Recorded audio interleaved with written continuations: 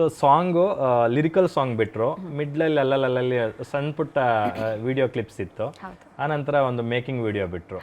So ನಿಮ್ಮ ಮತ್ತು ದರ್ಶನ್ ಅವರ ಕೆಮಿಸ್ಟ್ರಿ ತುಂಬ ಚೆನ್ನಾಗಿ ಕಾಣಿಸುತ್ತೆ ನಾವು ಆನ್ ಸ್ಕ್ರೀನ್ ನೋಡಿದಾಗ. ಸೊ ಆ ಸಾಹಿತ್ಯ, ಆ ಮ್ಯೂಸಿಕ್ಕು, ಆ ಲೊಕೇಶನ್ನು ಮತ್ತು ನಿಮ್ಮ ಕಾಂಬಿನೇಷನ್ ತುಂಬ ಚೆನ್ನಾಗಿ ಅನಿಸುತ್ತೆ. ಸೊ ನಿಮ್ಮ ಅವರ ಕೆಮಿಸ್ಟ್ರಿ ಬಗ್ಗೆ ಮಾತಾಡೋದಾದ್ರೆ ಅದೇ ನಾನು ಹೇಳಿದೆ ಅಲ್ಲ ಸರ್, ಆ ಕೆಮಿಸ್ಟ್ರಿ ಬಿಲ್ಡ್ ಆಗೋಕ್ಕೆ ಒಂದು ಕಂಫರ್ಟ್ ಝೋನ್ ಅಂತ ಕೊಡಬೇಕು ಒಂದು ಆರ್ಟಿಸ್ಟ್. ನನಗೆ ಅದನ್ನು ಸರ್ ಕೊಟ್ಟರು. ಯಾ ಡೆಫಿನೆಟ್ ಆಗಿ. ಅಂದರೆ ಅಷ್ಟು ಕಂಫರ್ಟ್ ಫೀಲ್ ಮಾಡಿದ್ರು. ಪ್ರತಿಯೊಂದು ಕಾಸ್ಟ್ಯೂಮ್ ಆಗಲಿ I was comfortable varying it. ಈಗ ಅನ್ಕಂಫರ್ಟೇಬಲ್ ಆಗಿದ್ದರೆ ಅದು ಸ್ಕ್ರೀನಲ್ಲಿ ಕಾಣಿಸ್ಬಿಡತ್ತೆ. ಸೊ ನನ್ನ ಕಾಸ್ಟ್ಯೂಮ್ ಬಗ್ಗೆ ಆಗಲಿ ತಶ್ವಿನಿ ಅವರು ಪ್ಲ್ಯಾನ್ ಮಾಡಿರೋದು, ನಮ್ಮ ಪ್ರೊಡ್ಯೂಸರ್ ಮ್ಯಾಮ್. ಸೊ ಅವರು ನನಗೆ ಸಾಂಗ್ ಮುಂಚೆನೇ ಹಿಂಗಿರತ್ತೆ ಇದು. ಆ್ಯಂಡ್ ನಮ್ಮ ಸಂತು ಮಾಸ್ಟರ್ ಬಗ್ಗೆ ಹೇಳಲೇಬೇಕು, ಕಂಫರ್ಟೇಬಲ್. ಕೊರಿಯೋಗ್ರಾಫರ್ ಬಗ್ಗೆ, ಬಿಕಾಸ್ ಅವ್ರು ಅಷ್ಟು ಕಂಫರ್ಟೇಬಲ್ ಆಗಿ ನಮಗೆ ಕೊರಿಯೋಗ್ರಾಫ್ ಮಾಡಿರೋದ್ರಿಂದ ನಾವು ಅಷ್ಟು ಚೆನ್ನಾಗಿ ಮಾಡೋಕ್ಕಾಯ್ತು. ಅವರು ರಾಬರ್ಟ್ ಅಲ್ಲಿ ಒಳ್ಳೆ ಸಾಂಗ್ಸ್ ಕೊಟ್ಟಿದ್ರು, ಹಾಗಾಗಿ ದರ್ಶನ್ ಅವರಿಗೆ ಫೇವರೇಟ್ ಕೊರಿಯೋಗ್ರಾಫರ್. ಹೌದು ಹೌದು ಹೌದು ಹೌದು. He makes is very comfortable sir. And ಅವ್ರ ಜೊತೆ ಕೆಲಸ ಮಾಡೋದೇ ಒಂಥರ ಫನ್. ತುಂಬ ಸೀರಿಯಸ್ ಆಗಿ ಅದೇನೂ ಇಲ್ಲ. ನಮ್ಮ ಸ್ಪೇಸ್ ಕೊಡ್ತಾರೆ, ನಮ್ಗೆ ಇದಾಗಲ್ಲ ಅಂದರೆ ಚೇಂಜ್ ಮಾಡ್ತಾರೆ. ಸೊ ನಮ್ಗೇನು ಬೇಕು, ಆರ್ಟಿಸ್ಟ್ಗೆ ಏನು ಬೇಕು ಅದನ್ನು ಮಾಡಕ್ಕೆ ಬಿಡ್ತಾರೆ ಅವರು. ಸೊ ನೀವು ಆ ಪೋಸ್ಟಲ್ಲಿ ಮೆನ್ಷನ್ ಮಾಡಿದ್ರಿ ಒಂದು ಕಡೆ ವೆದರು ಮತ್ತೊಂದು ಕಡೆ ಎಲ್ಲನೂ, ಬಟ್ ಅಲ್ಟಿಮೇಟ್ ಆಗಿ ನಮಗೆ ಕೊನೆಯಲ್ಲಿ ಆ ಸಾಂಗ್ ಔಟ್ಪುಟ್ ನೋಡಿದಾಗ ಅದೆಲ್ಲವೂ ಮರೆಸಿಬಿಡುತ್ತೆ ಅಂತ.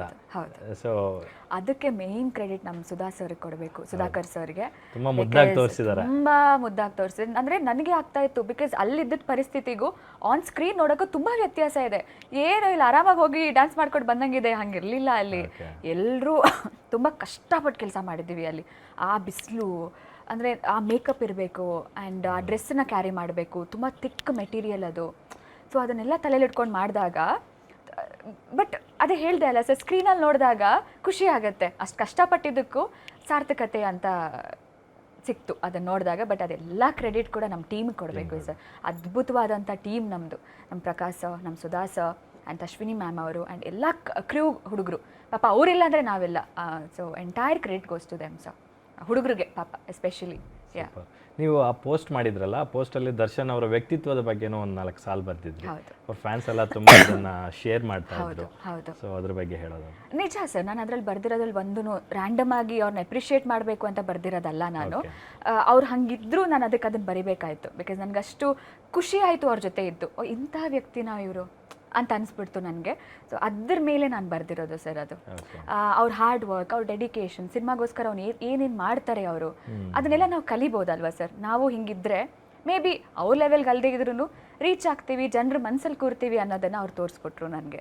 ಸೊ ಮತ್ತು ಮೇಕಿಂಗ್ ಶಾರ್ಟ್ಸಲ್ಲಿ ನಾವು ನೋಡ್ತಿದ್ವಿ, ಅವರು ಡ್ಯಾನ್ಸ್ ಅಂದರೆ ಸಾಂಗ್ ಶೂಟಿಂಗ್ಗೆ ಕ್ಯಾಮ್ರಾ ಫೇಸ್ ಮಾಡೋಕ್ಕೆ ಬರೋಕ್ಕಿಂತ ಬಿಫೋರು ಕೆಳಗಡೆ ಇದು ಮಾಡ್ಕೊಂಡು ಹಿಂಗೆ ಅಂದ್ಕೊಂಡು ಬರ್ತಾ ಇದ್ರು.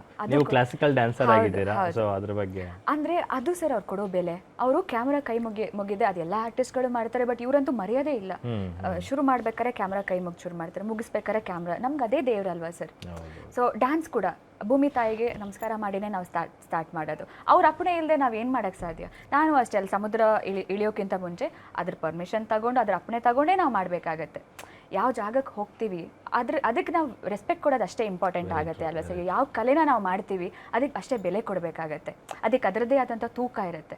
ಸೊ ಅವ್ರು ಸ್ಟಾರ್ಟ್ ಮಾಡಿರೋದು ಅದರಿಂದ, ಆ ಕಲೆಗೆ ರೆಸ್ಪೆಕ್ಟ್ ಕೊಟ್ಟು ಸ್ಟಾರ್ಟ್ ಮಾಡ್ತಾರೆ ಸರ್ ಅವರು. ಸೊ ಅದನ್ನು ನನಗೆ ತುಂಬ ಖುಷಿ ಆಗುತ್ತೆ. ಸೂಪರ್.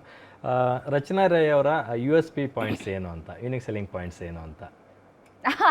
ಅಂದರೆ ಲೈಕ್ ಡ್ಯಾನ್ಸ್, ಹಾವಭಾವ, ಆ ಥರದ್ದು ಸಿನಿಮಾಗೋಸ್ಕರ. ಸಿನಿಮಾದಲ್ಲ ರಚನಾನೇ ಒಂದು ದಟ್ ಪಾಯಿಂಟ್ ಏನಂತೀರಾ? What was that you set? USP point. Yes, that's the ರಚನಾನೇ. ಸೂಪರ್.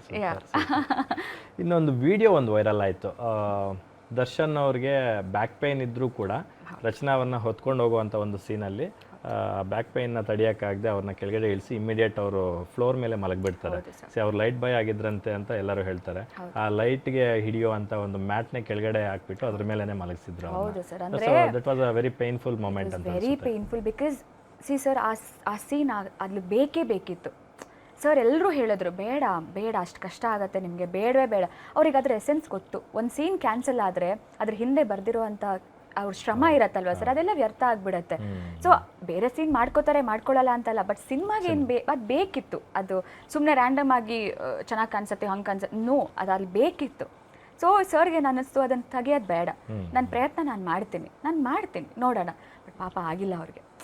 ಕೂತು ಎದ್ದ ತಕ್ಷಣ ಹಿಡ್ಕೋಬೇಕು, ಅಲ್ಲೇ ಮಲ್ಕೊಂಡ್ರು. ನಮಗೆಲ್ಲ ಒಂದ್ಸತಿ ಕೈ ಕಾಲು ಆಡಿಲ್ಲ, ಏನು ಮಾಡೋದು ಅಂತ ಗೊತ್ತಾಗಿಲ್ಲ, ಅಲ್ಲೇ ಮಲ್ಕೊಂಡ್ರು. ಅದು